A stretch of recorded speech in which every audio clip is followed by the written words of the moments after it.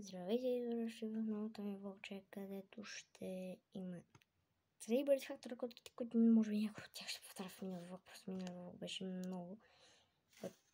Наистина, чайте, че микрофона ми.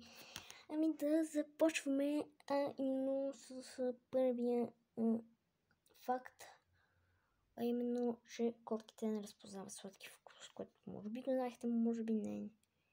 Също така има нещо много интересно за котките.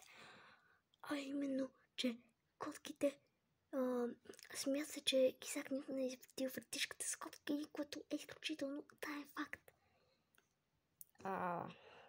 Окей. Като цяло това бяха двата факта, ми ще ми бонус факт. Прекара 70% от живота си в сън. Когато котките мъркат, значи им е добре, но когато мърките размахат опашката, значи им е лошо и това е хубаво да се знае. Чао, отсвет по един лайк и се